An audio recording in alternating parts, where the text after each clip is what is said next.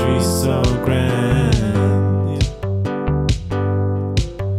Every leaf and bird, it's all at hand. Hello, hello plant, welcome to the show, where every flower tells a story. Watch them grow. Hello, hello plant, in every shade and hue, for every heart and every hand, we've got something for you. Now everybody, let's say hello, hello, hello, hello, hello, hello, hello, hello. Hello, hello plant, welcome to the show, where every flower tells a story. Watch them grow. Hello, hello plant, and every shade and hue, for every heart and every hand, we've got something for you, just for you.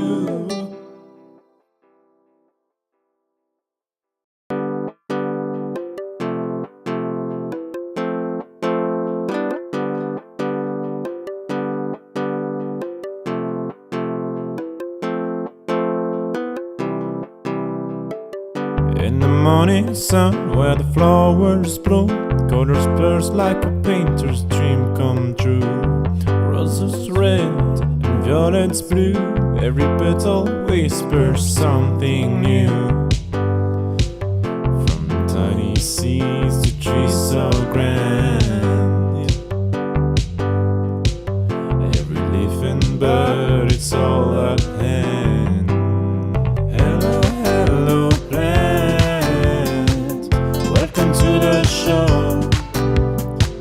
where every flower tells a story. Watch them grow. Hello, hello plant, in every shade and hue, for every heart and every hand, we've got something for you. Indoor greens and outdoor scenes, design your space, let your garden dreams glide. Personal touch with our garden design, free sessions to blend within your budget line.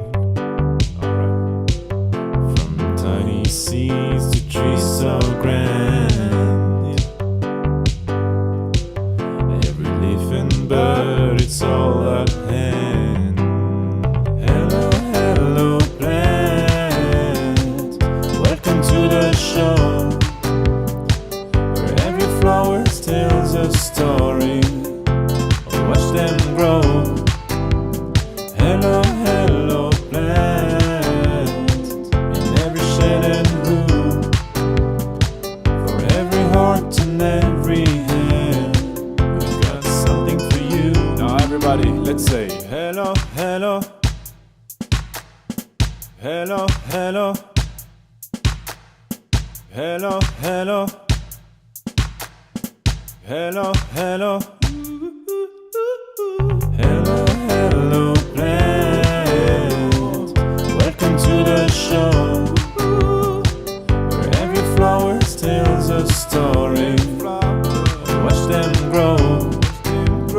Hello, hello plant, and every shade and hue, for every heart and every hand, we've got something for you, just for you.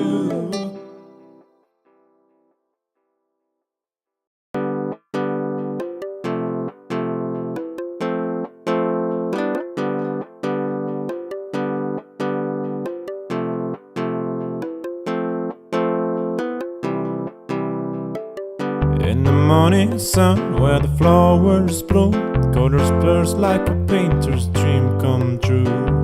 Roses red and violets blue, every petal whispers something new. From tiny seeds to trees so grand,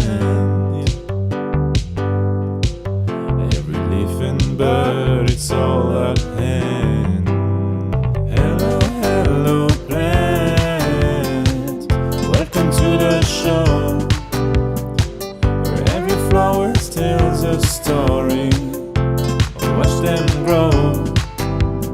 Hello, hello, plant. In every shed and room, for every heart and every hand, we've got something for you. Indoor greens and outdoor scenes, design your space, let your garden dream. We do this normally every Monday, but obviously with the public holiday on Monday, we're doing it on a different day today. We hope your Wednesday has been wonderful so far. So this will still run the exact same way that we normally do it on a Monday. And it's super simple. If you've been coming for a while, you know exactly how we do this. If you're new here, welcome. How it works is you come with the questions and Chris has the answers. So all you need to do is type in and comment on whatever platform you're on. We're on quite a few different platforms, so just comment your question and then I'm going to ask it to Chris, who's going to answer it.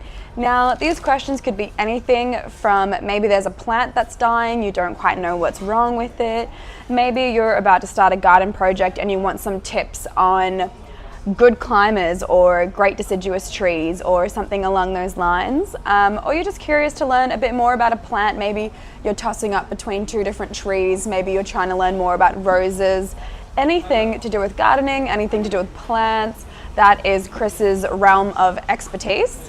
So I will be answering them in chronological order. So how that works is I'm just going to be reading the questions as they come between the different platforms. So if you want to have your question answered, make sure to send it in quickly, because then you're definitely guaranteed to have it work.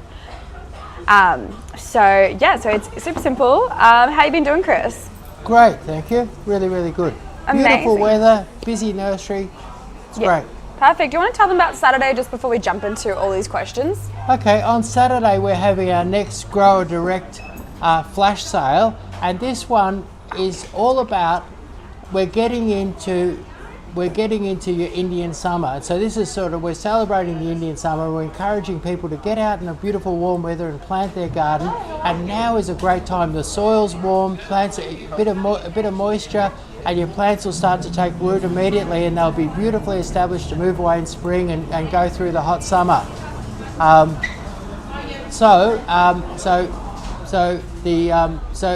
Basically we put lots of, you could put a whole garden together. We've got 100 items that we're putting out on Saturday lunchtime. There's 100 items going up, and we've covered we've got flowers, we've got hedges, we've got colour, we've got lots of evergreens, we've got beautiful autumn colour trees, everything you need for a great time in the garden during this beautiful warm Indian summer.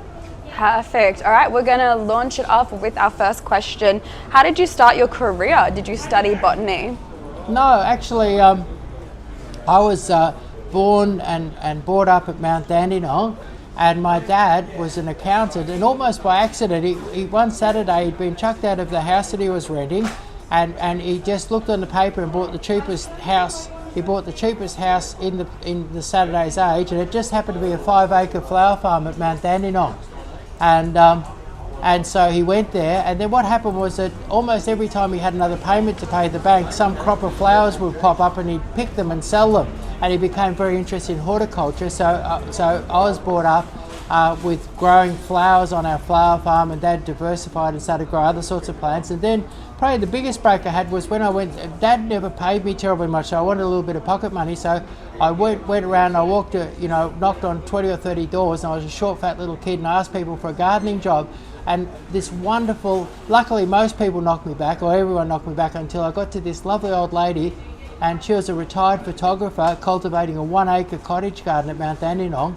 And I got a job there, and I worked every Saturday there for 10 years. Plus, when I wasn't working there, I was helping my dad with his horticultural enterprises. So I used to also sell flowers on the side of the road of a Sunday afternoon. So it all sort of started back then. And back then, up at Mount Dandenong, there was sort of rich people with beautiful homes and fabulous gardens, and then there was poorer people who then grew berries or grew plants or flowers to kind of make a living. So I was completely surrounded by all different types of horticulture. So I was brought up in it, really.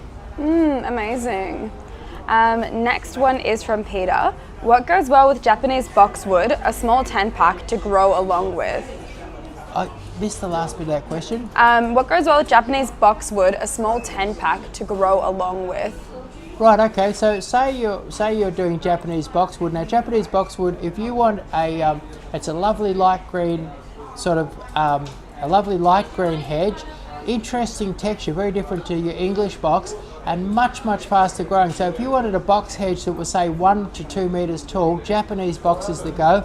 Also, Japanese box is lovely to cut into round balls and things like that. And one of the nicest landscapes that I've seen was I was doing a delivery to Bertoli's and their mansion in Turak, and they had Japanese box balls carved into beautiful Japanese box balls, and then around it they had Korean box, which is a finer, darker leaf one, and they had a hedge of Korean box around it, and then in the gaps between it they had beautiful white azaleas, the Alba Magna azaleas. So Alba Magna azaleas and Korean box, and there's a photo of that up on my website. It looks absolutely fantastic, and that was a lovely combination with your Japanese box. So that was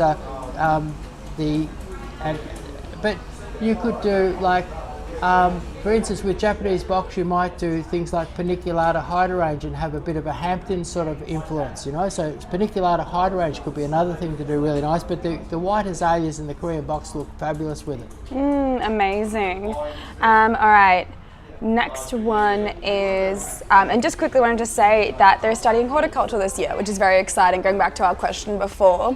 So, reckon you have any tips about studying horticulture? Just I think what's important is to get a job in horticulture. There's nothing like say like I'd be working with my dad, and my dad would come and say, right, we're gonna propagate 20,000 snowball bushes, and that would take us weeks and weeks of work, and by the time it's finished, you'd know all about snowball bushes, and you'd know about other things, and you'd know about propagation. So learning is one thing, but I think get out there and do horticulture. Go get a job in a nursery, get a job in a good garden, get a job where there's a variety of and actually for somebody really interested in horticulture, we've got jobs going here, but get a job in horticulture and actually do horticulture.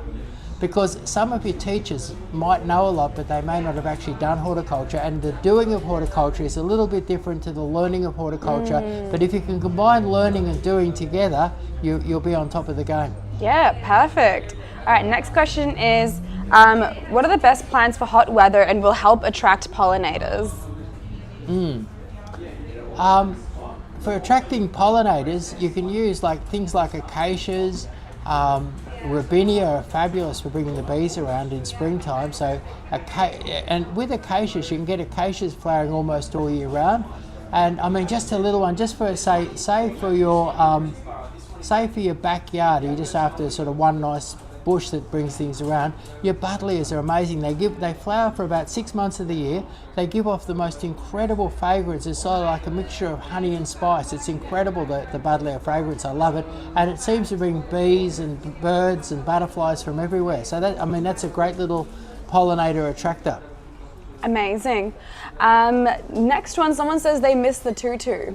Maybe we'll have to bring the tutu back into the video. Next Monday, 12 o'clock, I promise to be wearing my tutu, and I might even stand up to do the live, so that you can really enjoy my gorgeous legs and my tutu.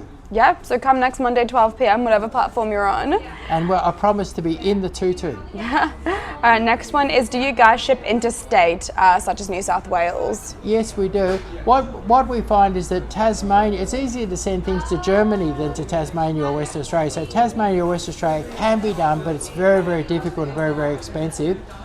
New South Wales, we ship quite a lot. And if you see some small rarity on our website, we can post it to you. Post is a little unreliable, a little expensive, but Sydney doesn't have the range of plants that we have here in Melbourne, so there might be little bits and pieces. Generally, if you can buy it in Sydney, you're probably better off.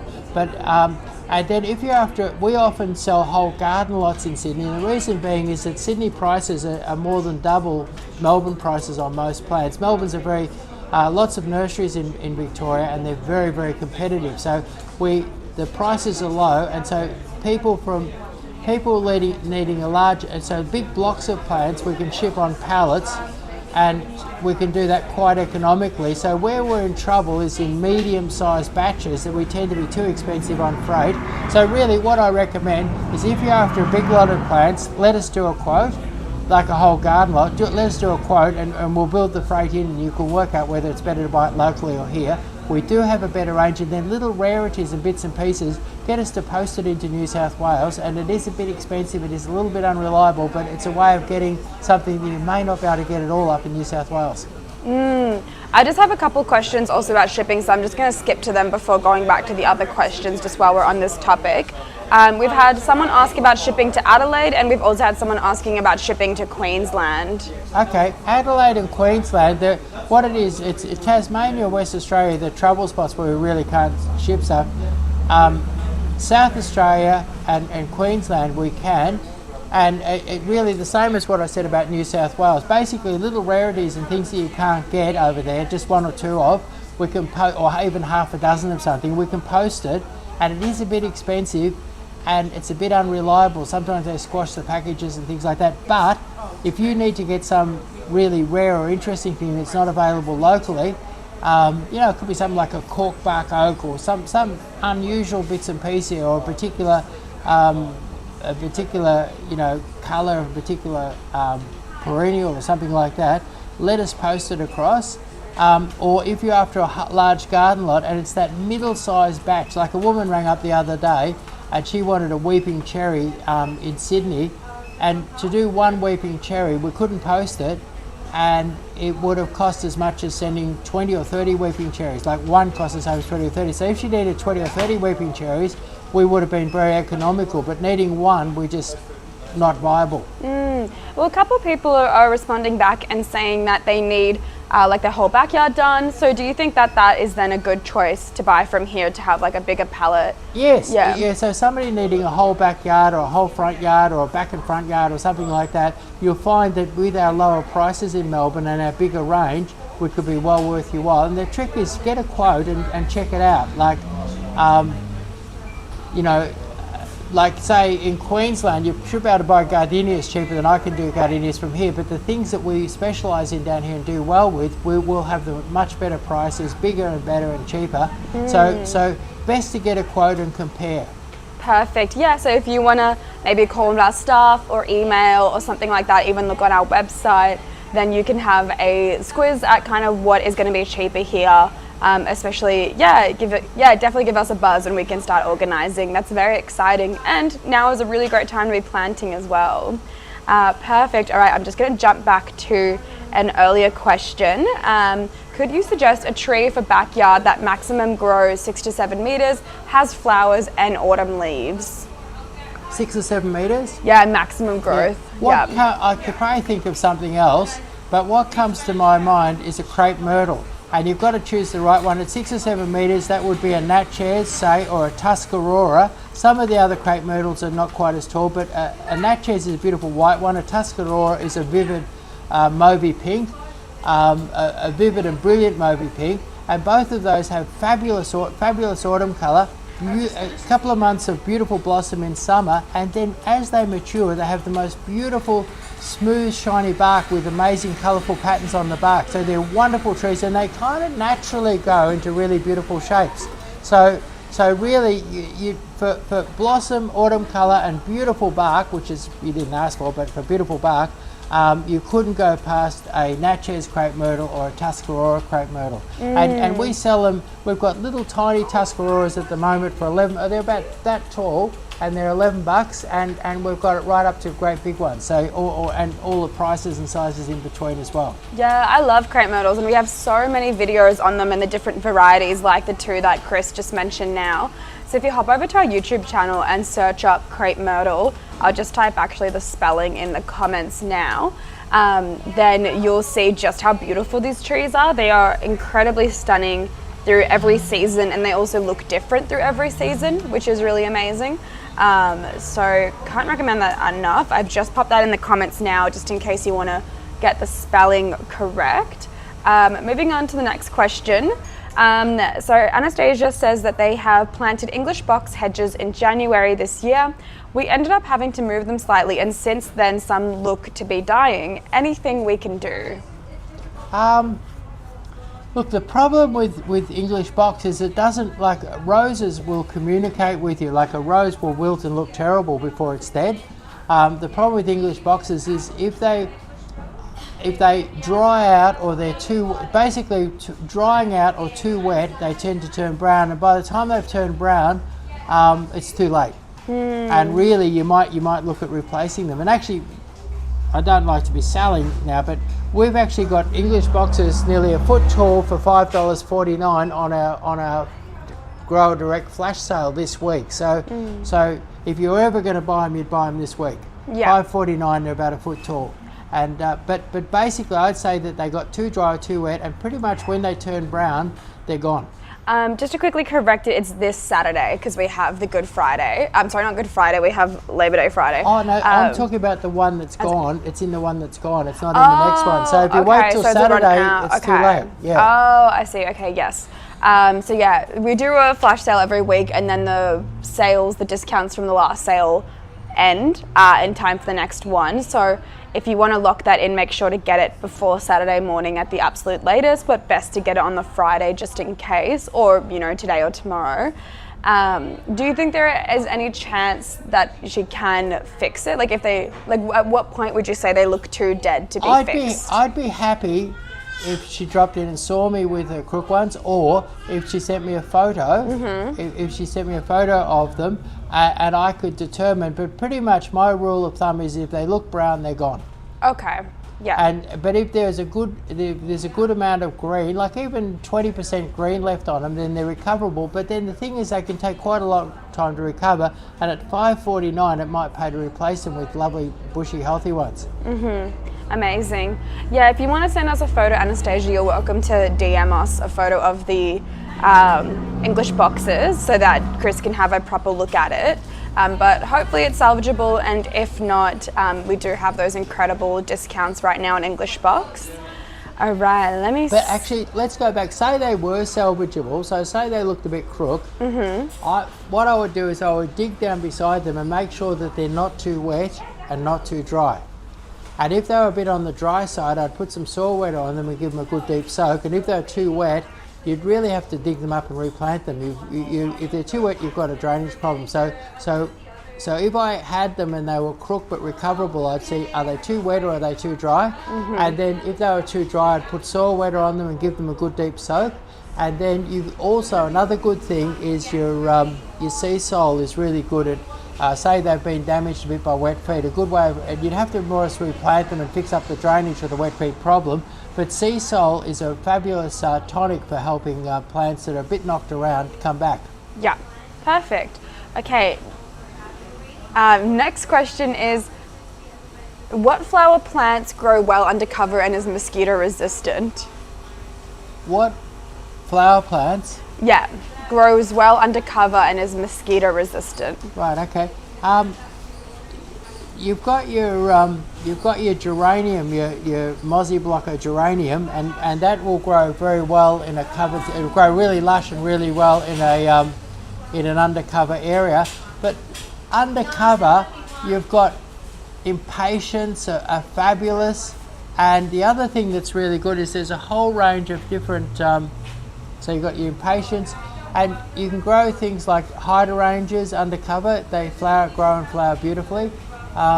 But your mozzie blocker geraniums would be really, really good for actually getting rid of the mozzies.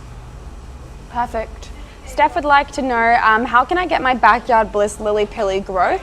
Poor soil, limited water supply. With a limited water supply, that's really a problem. So if you were to cultivate around them, use soil wetter and then apply the water really, really well. That's probably the best. And also put Osmocote, put a good dose of Osmocote on them every 6 months, a good dose of Osmocote. Use soil wetter, cultivate around them, and then have like a hose dripping on them for several hours to get the water in nice and deep without wasting a lot of water. Yeah, perfect. And if I had limited water, there's a lot of other hedges that I would prefer to a lily pilly in a limited water system. So people who want to grow a hedge and they've got limited water, there's like I did a job a design job for a customer the other day, and there's a myoporum, I can't think of the name, but there's a bush myoporum that grows on the sand dunes near the sea, and that'll grow with almost no water into a beautiful big lush evergreen. So there's much better choices than lily pillies when you do have limited water. But once you've got it, I guess it's use your soil wetter, use a drip and just drip it in. There's things you can do. Perfect. Where are we located, Chris? Where are we located? We're located in Campbellfield. And Campbellfield is a kind of an industrial wasteland just on the north of Melbourne, about 10 minutes drive from Tullamarine Airport. And the reason why I came here is that I reckon that the transport centre for all of Victoria is in Campbellfield. Campbellfield, although it's a kind of like a bit of an ugly industrial wasteland, it's right, the ring road, Campbellfield's right in the middle of the ring road, and so I chose this spot so that people from Bendigo or people from Eltham or people from Williamstown, the way the freeways work in Melbourne, this is the easiest spot in Melbourne for everyone to get to. The only place that's a bit difficult is if you live up in Traralgon, you've sort of got to battle your way through town to get here. But the way the freeways work, I think that this is the actual transport hub of Melbourne. And it kind of is. There's trucking companies and trucking people everywhere here. And although it's a strange place to have a nursery, we got people coming in today, and they're coming in from Shepparton, they're coming in from Echuca, they're coming in from all over the place and buying their plants, and they're doing it, when they're having their trip to, they may be going to the airport, come back from the airport, going to Melbourne, whatever, and they tie us in on the way because we're just very, very convenient for most of Victoria. Exactly. All right, next one is my native wisteria keeps getting cotton scale. What can I do to keep it away permanently? What I would do is I would use Conguard, and I'd use it twice. I'd use it once. Conguard is a kind of a what do you call it? A spray that goes inside the plant, and a systemic spray. That's the word. It's a systemic spray. It'll go inside the plant and kill whatever sucks it for about a month.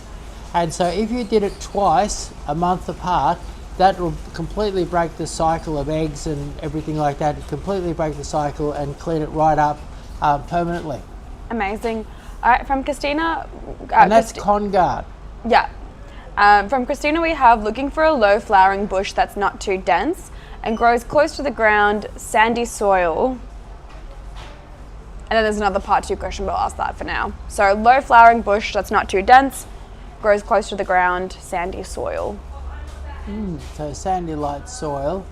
A really good, in sandy light soil, what you'd find would, and it's one of the few plants that flower 365 days a year, it's a little BB. A little BB is a lovely little ball. Well, it gets bigger, but it's a lovely little ball, very low growing, and it has little purple flowers, and sometimes it has a little and sometimes it has a lot, but once you've got a mature one, I don't think it's ever without flowers. So little BB, great. And in sandy soil, I've seen them virtually grow wild in sandy soil. I think they must have a deep taproot because they don't shrivel up like other things do, when it gets dry in the sandy soil. So little BB would be a great one. Let me see if I can think of something else that I would use. Oh yeah, I reckon your cistus, it's called a cistus, common name rock rose, and there's some beautiful little white ones and pink ones and things like that, and they're a beautiful low growing bush that's very, very long flowering and very hardy, would grow in a very tough, dry kind of, sandy soils tend to be dry for large parts of the year. So cistus or rock rose would be worth looking at, or little BB. Yeah, perfect. And just part 2 to that question is, what do I do with a big bromeliad stalk thing once it's flowered? Chop it off and chuck it away. That's the flower stalk, right? Not the bromeliad. Yeah, there's a big bromeliad stalk thing once it's flowered. Yeah, so once it's finished flowering, you can get rid of the stalk and just keep your bromeliad. Yeah, okay.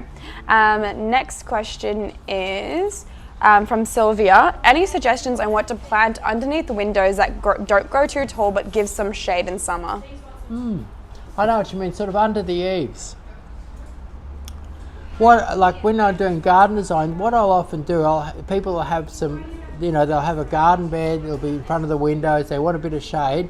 My sort of go-to for that would be like your weeping maple, or if it's a very hot sunny spot, a weeping silver birch. And the reason why is that what it is with a weeping silver birch, for instance, as an example, what happens is that the nurseryman gets an ordinary birch, grows it from seed and shoots it up 6 foot tall. And when it's 6 foot tall, he then grafts a weeper onto it and it cascades down. Now what will happen, that'll grow and grow for years, and it'll probably never get more than about 7 or 8 feet. So it'll actually stay beneath the eaves, and it'll branch and spread, and obviously if you're wanting shade, it's a sunny spot, and your weeping birch loves hot sun. If it wasn't quite so sunny, maybe sunny in the morning and shady in the afternoon, you might look at a weeping Japanese maple, or you'd look at one of the smaller growing weeping cherries, like a falling snow weeping cherry. Perfect, some really beautiful options there. Okay, next one is from Steph, suggestions on what I could plant at the front of my new house build. Oh, and also, wait, let me just quickly check the spelling. Is it called Congard? C-O-N space G-U-A-R-D? Yeah, Congard, that's it, yeah. Okay, cool. All right, we'll just go back to Steph's question, which is suggestions on what I could plant at the front of my new house build. I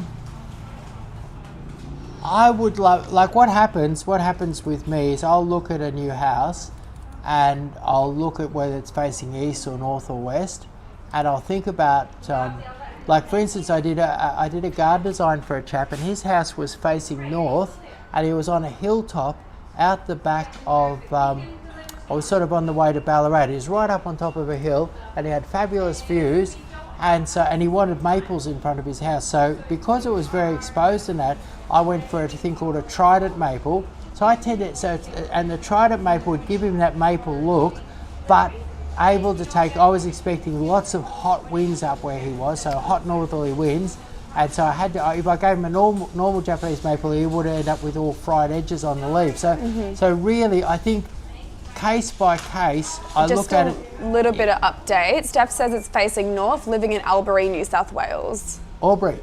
Yeah. Yeah. So facing north, you probably want a little bit of shade. And you probably, these days, blocks are fairly small, so you don't want anything too big. And so two really hardy trees that I would love, and you could plant both of these and they look fabulous together. One is an Agonis burgundy, and Agonis burgundy has a beautiful weepy sort of habit, and the new growth is all sort of beautiful burgundy colour with lovely cascading foliage. And then there's an acacia lime magic, which is a beautiful golden weeping native tree. Both of those would be really, really hardy for Albury, not mind the frost and the heat and things like that. But why I would like those two trees is that if you plant them together, the burgundy and the gold contrast beautifully. The fact that they're both cascading creates a sort of a harmony. But the thing I love about those two trees, and I often use them in front of somebody's house, is that they both love to be trimmed. And what it is very often with the smaller blocks that people have these days, you don't want a great big tree, and so a tree that loves to be trimmed. And what I've noticed is that both of those trees are more attractive. The more you trim them, the more colourful and the more cascading they become. And so that's Agonis burgundy, and you could Google and have a look at them, and lime magic. So Agonis burgundy and lime magic, fabulous cascading trees that love a trim, can be kept quite small. You can keep them both 3.5 metres in height, and we've got beautiful photos, and we've done a beautiful video about lime magic. So it's a really special sort of tree, and actually that video I shot it in Shepparton, which would be very much an Albury style climate, and they're doing fabulously. So that's a bit of an idea, is Agonis burgundy or lime magic. And often people from Albury or Wangaratta or something like that do a garden design, which we basically, if you buy your plants you can work out for free, do a garden design by Zoom. And so if you're really struggling, like have a look at those and they might work, but if you're really struggling, get yourself in for a free garden design, and we deliver up that way too. Yeah, perfect. Cam would like to know, what parts do I need to get higher water flow from my garden hose? Do I just need the hose head? Okay, what the secret, I just had somebody come in with a few shriveled up plants, and when I talked to them, basically they had one of those little orange guns that go psh, like that, and if you and they had a 1/2 inch hose. Now, I was helping. I visited a lady who said, "Oh look, I bought some plants. I planted them. They're just not doing well, and they're not dying or anything, but they're not doing well. I want you to take a look." So I went around and I took a look, and I said, "How are you water?" And I looked at them, and they didn't look like they'd dried out, but they looked a little bit on the dry side. And so I said, "How do you water them?" She said, "With this hose here." And we pick up the hose and I put it. And I said, "Look, get a bucket." And we put it in a bucket, and it took 1.5 minutes to fill the bucket. And it was a normal 10-litre bucket, so 1.5 minutes to do 10 litres. That's very little water. And she was watering, and we worked out that with the time she spent watering the garden, that they were getting some water, but just not enough water. And I said to her, "Okay, let's take the head off this hose," because she didn't want to spend a lot of money. So I said, "Let's take the head off the hose and use your finger."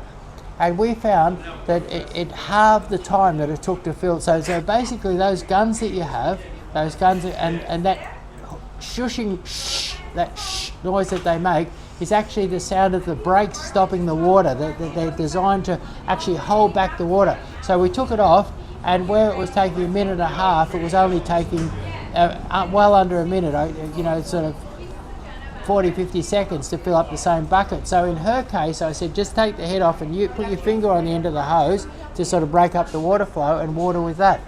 But what you'll find, we've actually got a video up online, and it shows that if you took the head off your hose or put a non-resistant head on it, a head that doesn't resist the flow, you'll almost double the amount of water coming out. And then if you get rid of your hose and your 1/2 inch hose and replace it with a 3/4 inch hose, you'll increase your water flow by about another 50%. So the result of that was, when we did the test, I think here it was taking just over a minute to fill with the normal little gun that people use in a 1/2 inch hose. It was taking over a minute to fill it, and then when we took it off, it was well under a minute when we took the head off. And then when we used a proper rosette with a 3/4 inch hose with very little water resistance, I think it was filling the bucket in 15 seconds, and that's with the same tap. And we've done lots of videos about that. We've done the experiment. So basically, maximum water, and I think that a lot of people who I do garden designs for with small gardens, they say, "Do I need a watering system?" I said, "Look, get a proper hose and a proper head. It costs you a fraction of the price of a water system, and you'll water the place in a flash." Maximum flow is achieved with a 3/4 inch hose and a rosette that doesn't make any noise, because that noise is the sound of the water breaks on. So, and basically, if you've only got 5 or 10 minutes to do watering, you want maximum water flow, and you want that water flow to be gentle. So have a look. Could you tell them how to see one of those videos? Yeah, if you just go to our YouTube channel, Hello Plants, and then you use the search function on our profile and search up water, I would probably say would be the best one to do. I can even take a squiz if I can try and find it now and link it. Then you'll be able to see all those watering videos. I also did already drop in the comments on TikTok a great article that goes into more details on watering if you just want to have a refresh, read about it at your own leisure after this live, everything that Chris has just talked about today. Perfect. All right, so we'll move on to next question. I'll try and have a look for that link in the meantime.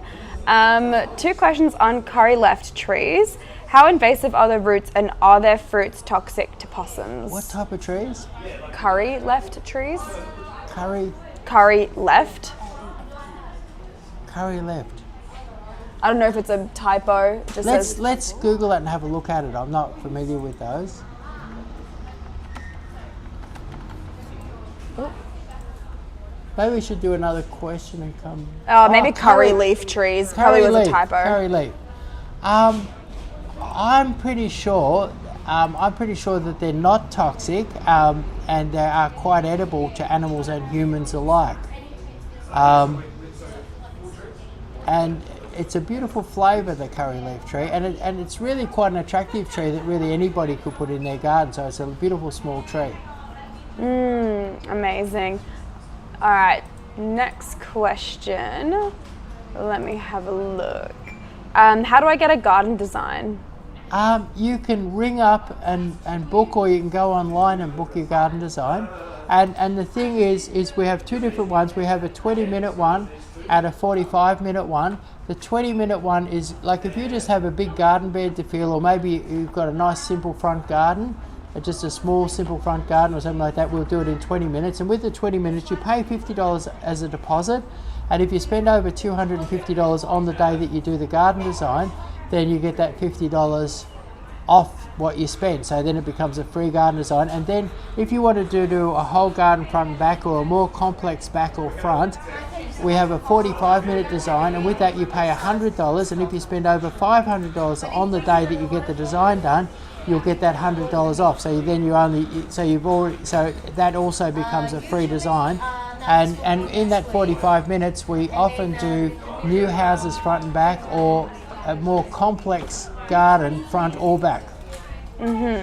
Amazing. Sorry, I'm still just trying to get that link. We have a playlist on our YouTube channel called How to Water Your Plants in Summer, and then there's a bunch of videos there where we demonstrate what Chris was talking about before. All right, let's see. Any other questions? I'm just also going to let people know that we have less than 10 minutes on this live left. We can only run it for about 45 minutes just because Chris has a lot to do around Hello. So we only can make this segment of time available. So if you want to have your question answered, make sure to get it in now. If you don't have any questions or think about it later, please do come to our Monday Live. So we do this on a weekly basis, typically on a Monday, but of course with the public holiday, we couldn't do it on the Monday that just went. But we will be back to regular scheduled programming on Monday that is coming. Let's see if we have any other questions. All right, let's see. All right, here's this one. Have you ever used kitchen scraps like fruit peels or coffee grounds in your garden? Did it work? What I like to do is I like to compost those things, and if you compost those things, they work fabulously. So I've always used them as a compost, and when I was young, my parents composted everything. Like we had a cow, and we used the cow manure, we used all the trimmings off the garden, we used everything out of the house. And they had a 5-acre garden, and I don't think they hardly ever bought fertiliser. They were pretty much able to get all the fertilising just done with a good compost heap. And the secret with compost heaps is that composting is kind of like slow burning, and it's a type of burning, and it's done by little organisms eating away. And the main secret to composting is having oxygen. And so these days, a lot of people buy plastic bins and throw their stuff in that, and it doesn't compost properly. Like if there's no oxygen flow, it doesn't compost. And in the old days, people use things like wire, a wire holder, or they would just make a pyramid, and they'd do a layer of rubbish, and then a layer of old soil, and a layer. And it was all designed to get oxygen into that heap. So the whole secret of composting is getting oxygen in and having a lovely, loose, airy heap. And if you want to keep it neat and tidy, you can use like a wire, a wire that's coated with galvanizing or something like that, so that it doesn't rust, because it will rust with that contact with the compost. But get your oxygen flow, and all of those sorts of things are fabulous. It's great for the environment to take your banana peels, your eggshells, your lawn mowing, all your bits and pieces, and sometimes you need to add a bit of lime to that to kind of balance it out, the pH. But using that, and even we used to buy, for the cat litter, we used to buy the Lucent cat litter, which then made fabulous compost. So you could throw your cat litter in there, you could throw all sorts of things in there, and you can power your whole garden in a really, really healthy, environmentally friendly way, using your grounds, your eggshells, using everything like that. Perfect. All right, next question is, how do I know when it's time to prune, and what are some pruning tips? Okay, so say for roses, the main thing that people have to prune is roses. Now, what I think is that if you cut your roses hard too early in the season, the new shoots come away, and then you've got them battling to grow in the middle of winter. So what I like to do is, in Melbourne and Victoria, what I like to do is leave the roses alone and don't prune them. Let them look terrible and ugly with dead leaves and spotty leaves and various things like that until probably, say, the first or second week in August, and then you go in and you cut them. You do that first big hard cut, your standard rows. You cut it into like an open hand. You make it hollow in the middle and have it poking out, and you cut to outward buds. And you cut them hard. You might even give them a spray so they've got a good, fungicide spray so they've got a good clean start to the year, and do them nice and late, and then. Other things like I've noticed mop top robinias, which aren't so popular anymore. What I've noticed is that if you cut them really hard in the middle of winter, they often seem to die. And what I've found is that if you wait with a mop top robinia until it just starts to shoot, they love being pruned. So that pruning of them is probably second or third week in September. But most of your fruit trees, you tend to prune them in late June or early July, and your deciduous trees and things like that, late June, early July would be fine for doing it. And then evergreens, like say for instance, a lot of people might have their Photinia or their Potassium or their lily pilly. They might be looking at it, think that's a bit long and scraggly. Like my lily pilly at home has gone absolutely berserk, and I'm tempted to chainsaw about 2 meters off it and cut it right back.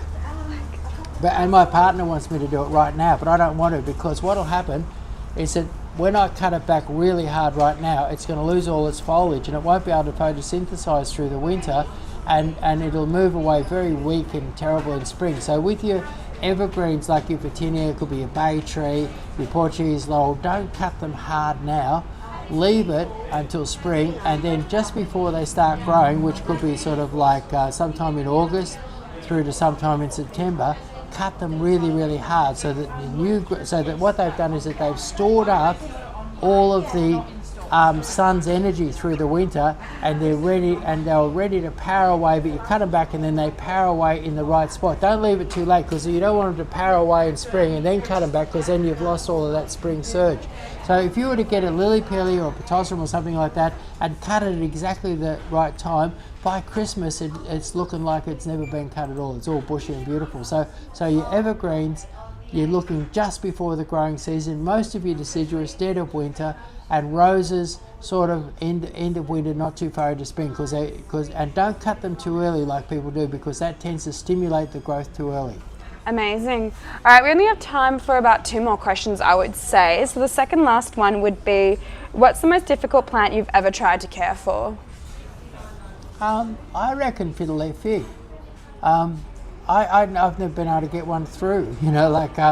Basically everyone says don't water, then it's either dry out or too much water. So I found them to be very, very hard to look after, and so they don't want to have terrible cold. They don't want to have terrible. I think that, and occasionally you'll come across somebody who's just got exactly the right spot, and they really need the right spot. And I've seen people with big, beautiful ones that are years and years old. So it is possible to have a fabulous fiddle-leaf fig, but for the average guy and for somebody even like me, they're hard to do.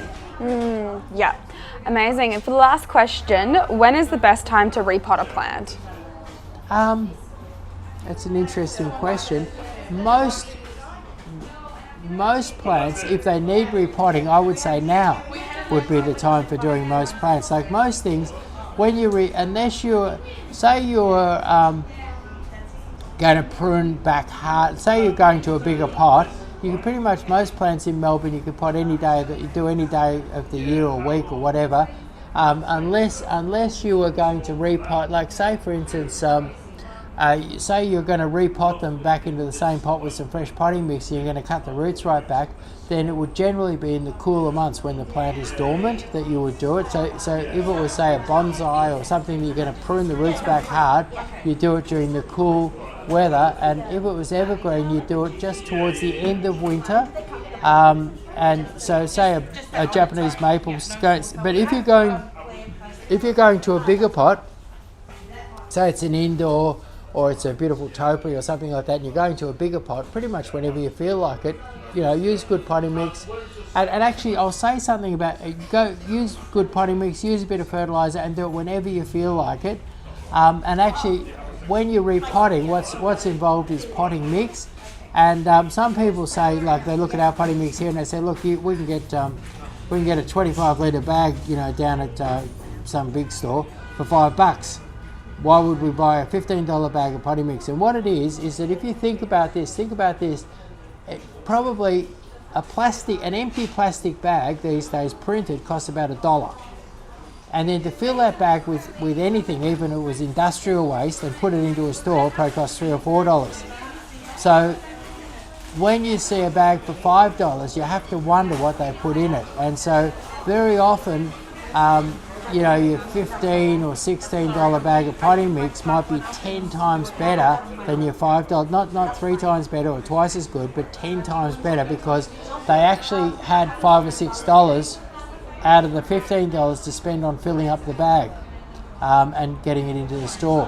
Whereas when you get rock bottom, you're probably looking at a mixture of sawdust and industrial waste and a bit of coal dust or something like that. Something that they could do for, you know, 40, 50 cents. And of course that's not very good. So I think be prepared to spend a couple of bucks on your potting mix. We use Debco here and we use Nature's Soil, and both of those are quite reputable potting mixes, and they're not dirt cheap, but they have good, and they're potting mixes that